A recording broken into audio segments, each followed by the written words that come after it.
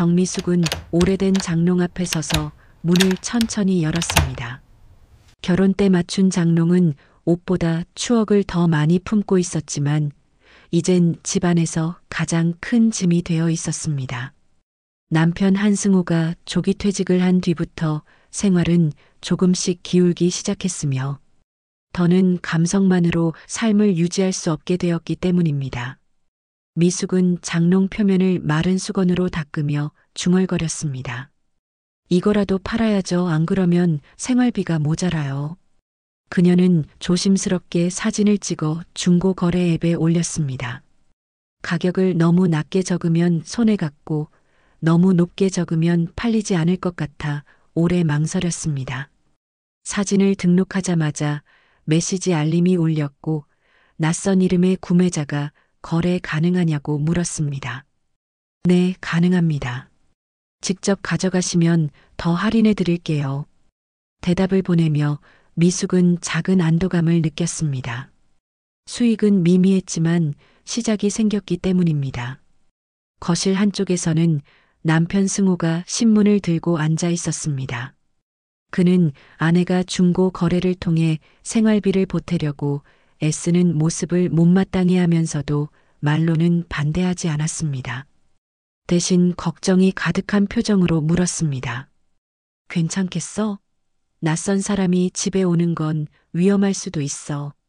미숙은 고개를 끄덕였지만 일을 멈추지 않았습니다. 그녀는 낯선 사람을 경계하면서도 돈이 필요하다는 현실을 더 크게 느끼고 있었습니다. 옆집 방 여사가 복도에서 지나가다 장롱을 옮기는 모습을 보고 물었습니다. 그거 어디 버려요? 파는 거예요. 당근마켓이라고 아시죠? 방 여사는 고개를 끄덕였지만 이상하다는 듯한 표정으로 자리를 떠났습니다. 미숙은 문득 자신이 남의 눈에 살림 주려 파는 사람으로 보일까 걱정됐습니다. 그러나 걱정은 오래가지 않았습니다. 첫 거래가 성사되자 누군가 자신의 능력으로 돈을 벌 수 있다는 작은 희망이 생겼기 때문이었습니다. 그날 저녁 미숙은 장롱값을 봉투에 넣어 장판 아래 숨겨둔 노후자금 통장 옆에 조심스럽게 넣었습니다. 눈에 보이지 않아도 늘 그 자리에 있는 통장은 그녀에게 마지막 안전망 같은 존재였습니다. 하지만 그 순간 미숙은 알지 못했습니다. 이 작은 거래가 훗날 더 큰 사건으로 이어지는 첫걸음이 될 거라는 사실을요. 정미숙은 첫 거래가 성공한 뒤 집안 곳곳을 정리하기 시작했습니다. 옷장, 베란다 수납장, 다용도실까지 그동안 사용하지 않던 물건들이 끝없이 나왔습니다. 전기밥솥, 미니오븐, 골동품 시계, 오래된 캠코더 같은 물건들이 하나둘 사진으로 찍혀 판매 목록에 올랐습니다. 처음에는 단순한 정리였지만 점점 수익 창출이라는 목적을 가진 활동으로 바뀌기 시작했습니다. 미숙은 매일 아침 거래 요청 메시지를 확인하며 하루 일정을 조정했고 남편 승호는 그런 그녀의 변화를 조용히 지켜보았습니다. 이 정도면 나도 할 수 있겠어. 미숙은 스스로에게 그렇게 중얼거리며 거래 장소를 동네 공원과 지하철역 앞으로 넓혀 나갔습니다. 거래량이 늘어나자 가방에 항상 포장 테이프와 신문지, 여분의 비닐봉지가 들어 있었습니다. 그녀는 점점 중고거래 초보자에서 거래 숙련자로 변해가고 있었습니다. 거래 상대들도 학생부터 자취생, 중년 직장인까지 다양했고 그녀는 사람을 상대하는 일에도 익숙해졌습니다. 그러나 거래가 늘어나면서 예상치 못한 문제도 발생했습니다. 약속 장소에 나타나지 않는 구매자들 때문에 한참을 추위 속에서 기다려야 했습니다. 값을 깎기 위해 억지로 흠을 잡거나 무례한 태도로 협상을 시도하는 사람들도 있었습니다. 한 남성은 연락 없이 집 앞까지 찾아와 초인종을 눌렀고 그 일은 미숙에게 작은 공포를 남겼습니다. 그 사건 이후로 미숙은 밤 거래를 피하고 프로필 사진이 없는 계정과의 거래를 제한하기로 했습니다. 하지만 거래는 점점 늘어났고 그녀는 작은 위험쯤은 감수해야 한다고 생각했습니다. 장롱을 팔 때 느꼈던 죄책감이나 남들의 시선도 더 이상 신경 쓰이지 않았습니다. 내가 나서지 않으면 아무도 우리를 도와주지 않는다는 생각이 자리 잡았습니다. 그는 심지어 동네 사람들보다 중고거래 앱 메시지 목록에 더 익숙해졌습니다. 이제 그녀의 하루는 거래와 정리, 포장과 운반으로 채워지기 시작했습니다. 어느 날 미숙은 중고거래 커뮤니티 카페에 가입했습니다. 더 효율적인 거래 요령과 가격 설정 방법을 배우기 위해서였습니다. 카페에는 자신의 거래 성과를 인증하는 글과 중고 재테크 성공담이 가득했습니다. 월 200만 원 수익 인증, 중고 거래로 내 집 마련, 은퇴 후 제2의 인생 찾았습니다. 같은 제목이 눈에 띄었습니다. 미숙은 처음으로 자신이 하고 있는 일이 단순한 부업이 아니라 새로운 기회가 될 수 있다고 생각했습니다. 그녀는 그날 이후 거래 일지를 쓰기 시작했고 물건을 종류별로 분류하며 재고를 관리했습니다. 거래가 이어질수록 성취감은 커졌고 자신감도 함께 자라났습니다. 그러나 그녀는 아직 몰랐습니다. 이 커뮤니티 안에 평범한 사람들만 있는 것은 아니었고 누군가는 이곳을 노리고 있다는 사실을요. 정미숙은 커뮤니티 활동을 이어가며 중고 거래 경험을 쌓고 있었습니다. 어느 날 알림창에 낯선 메시지가 도착했습니다. 거래 목록에 올린 골동품 벽시계를 보고 싶다는 사람의 연락이었습니다. 그 벽시계는 시댁에서 물려받은 오래된 물건으로 장식용으로만 사용하던 것이었습니다. 상대는 프로필 이름을 박도연이라고 밝혔고 거래 메시지는 예의 바르고 깔끔했습니다. 사진보다 실물을 보고 싶습니다. 가능하다면 감정서도 함께 받아보겠습니다. 메시지를 본 미숙은 잠시 고민했지만 진지한 태도에 신뢰가 생겼습니다. 그녀는 집 근처 카페에서 만나자는 제안을 했습니다. 좋습니다. 내일 오후 시간 어떠십니까? 박도연은 곧바로 응답했고 약속은 빠르게 잡혔습니다. 다음 날 카페로 들어온 박도연은 깔끔한 정장을 입고 있었습니다. 그는 자신을 빈티지 인테리어 업계에서 일한다고 소개하며 명함을 건넸습니다. 명함에는 실제 운영 중인 듯한 회사 이름과 주소, 연락처가 적혀 있었습니다. 미숙은 거래 내내 그가 사려 깊은 사람이라고 느꼈고 경계심은 조금씩 사라졌습니다. 박도연은 벽시계를 살펴본 후 시계 제작 연도를 정확히 언급하며 전문가처럼 설명했습니다. 그는 시계의 상태를 칭찬하면서도 복원 비용을 이유로 가격을 조심스럽게 낮추자고 제안했습니다. 이건 상태가 좋아 복원만 잘하면 훨씬 가치가 올라갈 물건입니다. 그 말은 마치 희귀한 기회를 발견한 듯한 설득력이 있었습니다. 미숙은 이 거래가 단순한 중고 거래를 넘어 새로운 가능성일지도 모른다고 생각했습니다. 그녀는 박도연이 제시한 합리적인 가격에 동의했고 거래는 성사되었습니다.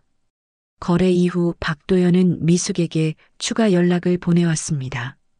그는 혹시 집에 잠자고 있는 고가 가구나 시계류가 더 있다면 함께 거래하고 싶다고 제안했습니다. 또한 요즘 중고시장은 투자 가치가 높다며 거래 방법과 감정 팁을 알려주겠다고 했습니다. 미숙은 자신이 제대로 된 전문가와 연결됐다는 생각에 마음이 흔들렸습니다. 그녀는 오전마다 앱 거래를 하고 오후에는 감정 정보를 검색하는 습관이 생겼습니다. 그러나 그녀는 아직 알지 못했습니다. 박도연이 단순한 중고 수집가가 아니라는 사실을요. 그리고 이 평범한 거래가 거대한 함정의 시작이라는 것을요. 정미숙은 박도현과의 첫 거래 이후 그와 꾸준히 연락을 주고받았습니다. 그는 거래 경험이 적은 미숙에게 감정 정보와 시세표를 공유하며 자연스럽게 신뢰를 쌓아갔습니다. 얼마 지나지 않아 박도연은 미숙에게 더 높은 수익을 낼 수 있는 거래 방식을 제안했습니다. 한 번에 여러 물건을 수집해 되파는 방식으로 수익률을 높일 수 있다는 것이었습니다. 미숙은 처음에는 조심스러웠지만 박도연은 자신이 진행한 거래 내역을 사진으로 보여주며 설득했습니다. 그 사진 속에는 고가 가구 거래 내역과 인증된 계좌 이체 기록들이 정리돼 있었습니다. 그는 자신이 속한 거래 네트워크를 소개하며 원하면 미숙도 함께할 수 있다고 제안했습니다. 혼자 거래하면 한계가 있지만 팀으로 움직이면 수익이 안정됩니다라는 메시지가 미숙의 눈에 오래 남았습니다. 그녀는 그동안 단순 판매자로 머물러 있었지만 이 제안을 통해 자신의 가능성을 더 크게 시험해 보고 싶다는 생각이 들었습니다. 결국 미숙은 더 자세한 이야기를 듣기 위해 모임에 참석하기로 결정했습니다. 모임은 시내의 한 공유 오피스 회의실에서 열렸습니다. 그곳에는 미숙 외에도 5명 정도의 사람들이 모여 있었습니다. 퇴직자, 자영업자, 직장 경력 단절 여성 등 다양한 사람들이었다고 소개되었습니다. 그들은 모두 박도현과 거래를 하며 수익을 얻고 있다고 말했습니다. 모임은 투자나 영업이 아닌 중고거래 협력 네트워크라는 이름으로 운영되고 있었습니다. 참석자 중 한 명은 최근 고가의 앤티크 가구를 되팔아 200만 원의 수익을 올렸다고 말하며 수익 인증서를 보여줬습니다. 또 다른 남성은 물건을 구입해 되파는 전략을 설명하며 수익 구조가 안정적이라고 강조했습니다.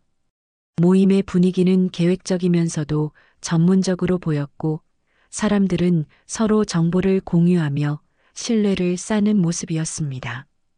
미숙은 회의실 안에 흐르는 공기를 보며 이건 그냥 거래 모임이 아니다라고 느꼈습니다. 그녀는 자신도 이런 기회를 놓쳐선 안 된다고 생각했고 이 네트워크에 참여하기로 마음을 굳혔습니다. 그러나 모임이 끝나갈 무렵 한 남성이 박도현과 낮은 목소리로 대화를 나누는 것이 보였습니다. 그들은 모임 시작 전과는 다른 표정을 하고 있었고 분위기 역시 묘하게 긴장되어 있었습니다. 미숙은 잠시 그 모습을 의아하게 바라봤지만 곧 관심을 거두었습니다. 그녀는 새로운 기회가 눈앞에 있다고 믿었고 의심보다는 기대가 더 앞섰습니다. 그날 밤 미숙은 재고 목록을 정리하며 자신이 팔 수 있는 물건이 더 있을지 집안을 다시 둘러봤습니다. 그녀는 이제 단순한 판매자가 아니라 거래 투자자가 된 기분을 느끼고 있었습니다. 하지만 이 모든 일은 누군가 정교하게 설계한 흐름 위에 놓여 있다는 사실을 그때는 아직 몰랐습니다. 정미숙은 네트워크 모임에 참석한 이후로 거래 활동을 더욱 넓혀 나갔습니다. 박도연은 미숙에게 더 큰 수익을 얻으려면 선매입 후 재판매 구조를 이해해야 한다고 조언했습니다. 그는 최근 해외 경매로 유입되는 고가 수입, 가구 물량이 있다며 소량만 선점해도 안정적 수익을 만들 수 있다고 설명했습니다. 지금이 기회라는 메시지와 함께 박도연은 공동 구매 참여자 모집 공지를 보냈고 미숙도 그 목록을 받았습니다. 낯익은 이름들이 이미 참여자로 등록되어 있었고 최소 참여 금액은 150만 원이라고 적혀 있었습니다. 미숙은 망설였지만 내부 채팅방에 올라오는 수익 인증 캡처를 보고 마음이 흔들렸습니다. 그녀는 남편 승우 모르게 장판 아래 숨겨둔 비상금 봉투를 꺼냈습니다. 그 돈은 예기치 못한 일을 대비해 모아둔 생활 안심 자금이었지만 지금은 기회라고 스스로를 설득했습니다. 그녀는 박도연에게 150만 원을 송금했고 거래서라는 명목의 서류까지 받으며 안심했습니다. 그러나 서류에는 도장의 윤곽만 흐릿하게 찍혀 있었고 회사 주소는 인터넷 검색에서 조회되지 않는다는 사실을 미숙은 확인하지 않았습니다. 며칠 후 박도연은 미숙에게 연락을 보내왔습니다. 해외 물류 일정이 지연되고 있어 추가 운송비가 발생했다는 내용이었습니다. 이미 참여자들은 비용을 추가로 보탰고 미숙도 상황을 이해해 주리라 믿는다는 말이 덧붙여져 있었습니다. 이번에는 80만 원이 추가로 필요하다고 했고 이 금액을 지금 송금하면 기존보다 더 많은 수익 배분을 약속하겠다고 했습니다. 미숙은 상황을 이해한다며 다시 송금했지만 마음 한편에서 작은 불안이 고개를 들기 시작했습니다. 입금 직후 가족 단톡방에 들어온 아들의 메시지를 보고 그녀는 손을 멈췄습니다. 엄마, 요즘 이상한 사람들한테 돈 보내는 거 아니죠? 요즘 중고거래 사기 많아요. 조심하세요. 라는 메시지였습니다. 미숙은 반사적으로 휴대폰 화면을 끄고 메시지를 보지 않은 척 넘기려 했습니다. 그러나 불안함은 쉽게 사라지지 않았습니다. 불길한 생각이 스쳐갔지만 이미 돈을 보낸 상황에서 뒤로 물러날 수는 없다고 느꼈습니다. 그녀는 스스로에게 괜찮다고 말하며 불안을 눌렀습니다. 그리고 며칠 후 거래 채팅방에는 운송 사진과 통관 서류가 차례로 올라오기 시작했습니다. 겉으로 보기엔 모든 게 순조롭게 진행되고 있었습니다. 또다시 안심한 미숙은 이런 과정을 겪으며 중고거래 투자라는 세계를 더 깊이 믿게 됐습니다. 하지만 그녀는 아직 알지 못했습니다. 이 모든 정보가 조작된 자료일 가능성이 있다는 사실을요. 그리고 지금 그녀가 내딛는 발걸음이 더 깊은 수렁으로 이어지고 있다는 현실도요. 정미숙은 투자한 거래 물량이 통관 절차를 마치면 곧 국내 창고로 들어온다는 소식을 들었습니다. 박도연은 기존 참여자들과 함께 수익 분배 일정을 곧 공유하겠다며 단체 채팅방 공지를 남겼습니다. 하지만 그날 이후 채팅방의 분위기는 조금씩 이상해지기 시작했습니다. 진행 상황을 묻는 질문이 늘어났지만 답변은 계속 늦게 올라왔습니다. 이전처럼 빠르게 제공되던 거래 관련 자료나 인증 이미지도 더 이상 올라오지 않았습니다. 몇몇 참여자들은 개인적으로 불안감을 느낀 듯 박도연에게 개별 연락을 시도했지만 답을 받지 못했다고 했습니다. 그러자 채팅방에서는 자연스럽게 혹시 문제가 생긴 게 아니냐는 말이 나오기 시작했습니다. 박도연은 늦은 밤이 되어서야 짧은 메시지를 남겼습니다. 해외 물류창고 측 문제로 수령이 지연되고 있으니 기다려달라는 답변이었습니다. 참여자들은 불안했지만 대부분은 이미 자금을 투입한 상태라 기다릴 수밖에 없었습니다.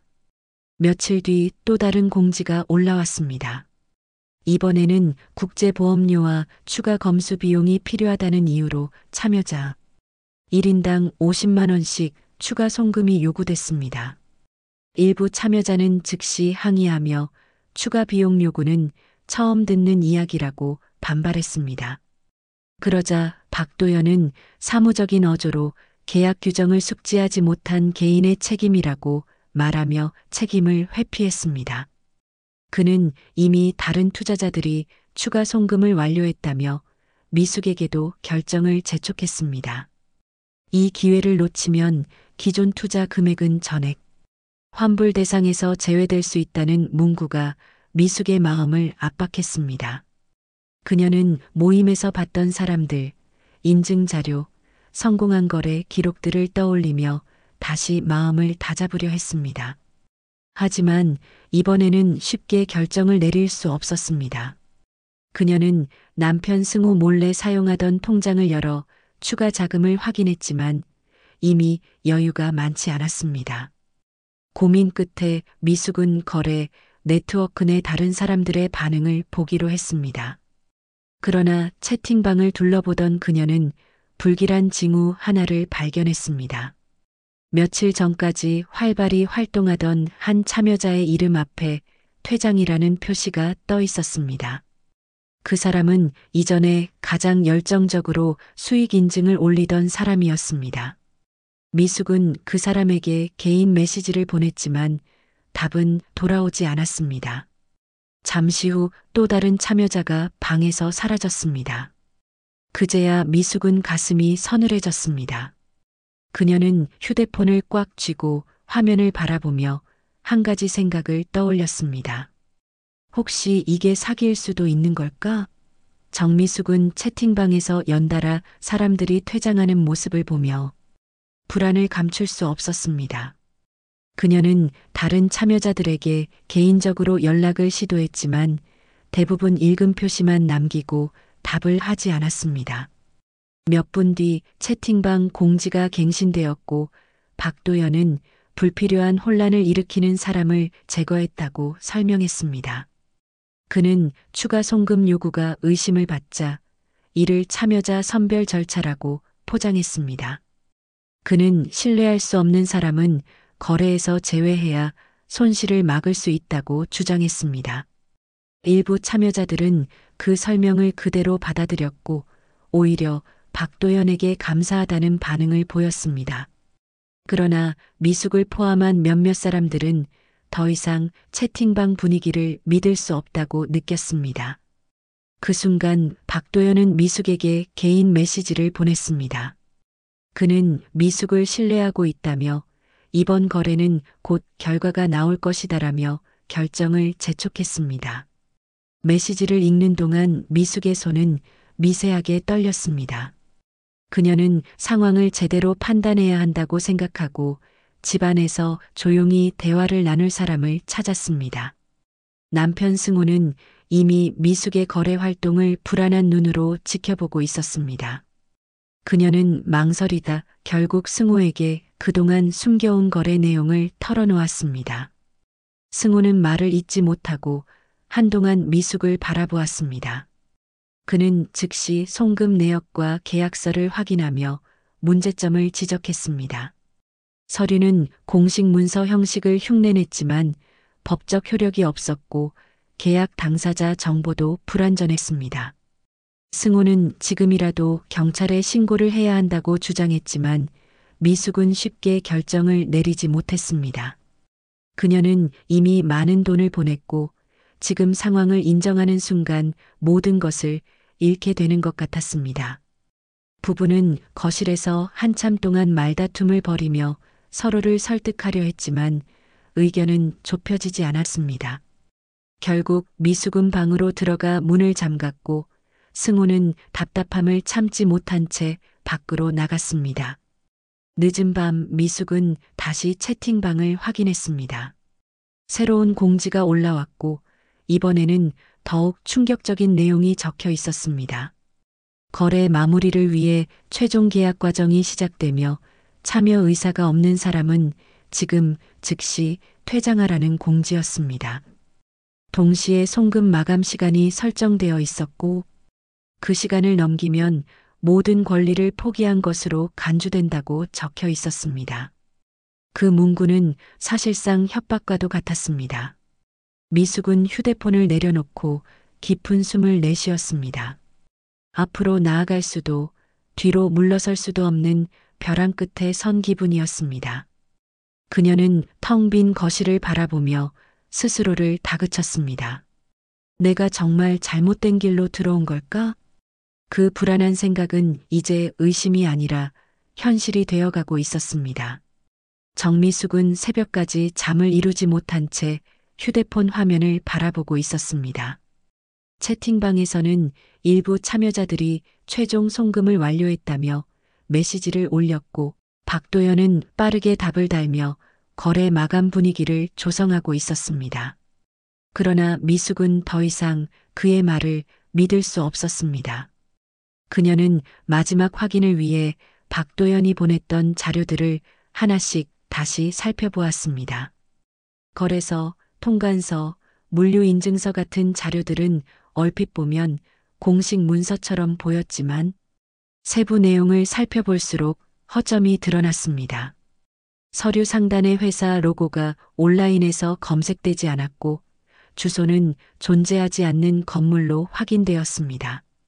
심지어 통관서에 찍힌 날짜와 물류 사진의 촬영 날짜도 서로 맞지 않았습니다. 미숙은 손끝이 차갑게 굳는 것을 느끼며 마지막 희망이 꺼져가는 것을 실감했습니다. 그녀는 숨겨두었던 거래 서류와 송금 내역을 모두 챙겨 가방에 넣었습니다. 이제는 현실을 받아들여야 할 순간이었습니다. 그녀는 다음 날 아침 가까운 경찰서에 가서 사건 접수를 시도했습니다. 하지만 조사 담당자는 개인 간거래, 사기일 가능성이 높기 때문에 해결까지 많은 시간이 걸릴 것이라고 말했습니다. 또한 가해자가 해외 계좌나 대포폰을 사용했을 경우 추적이 쉽지 않다고 덧붙였습니다. 미숙은 좌절했지만 그냥 돌아설 수 없었습니다. 그녀는 거래 네트워크에 있었던 다른 사람들도 피해자일 수 있다는 생각이 들었습니다. 그래서 온라인 검색을 통해 중고 거래 투자 피해자 모임을 찾기 시작했습니다. 그 과정에서 비슷한 피해를 겪은 사람들이 모인 인터넷 카페를 발견했습니다. 그곳에는 중고 거래 투자 사기 조직을 추적하는 글과 상담글이 매일 올라오고 있었습니다. 미숙은 용기를 내어 가입 신청을 하고 자신의 상황을 정리해 피해 사례 게시판에 글을 남겼습니다. 몇 시간 뒤 한 사람에게서 답이 도착했습니다. 그 사람은 자신을 유정은이라고 소개하며 미숙과 같은 피해자라고 밝혔습니다. 유정은은 이미 여러 차례 중고 거래 사기를 추적해온 경험이 있었고 현재 박도형과 관련된 조직에 대해 정보를 수집 중이라고 했습니다. 유정은은 미숙에게 혼자가 아니라고 말하며 이미 함께 움직이고 있는 피해자들이 있다고 알려주었습니다. 그녀는 단순 신고만으로는 해결이 어렵고 집단 대응이 필요하다고 강조했습니다.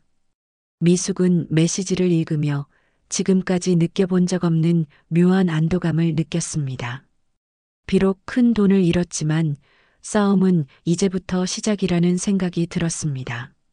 그녀는 깊은 숨을 들이마신 뒤 간단한 답장을 보냈습니다. 함께하겠습니다.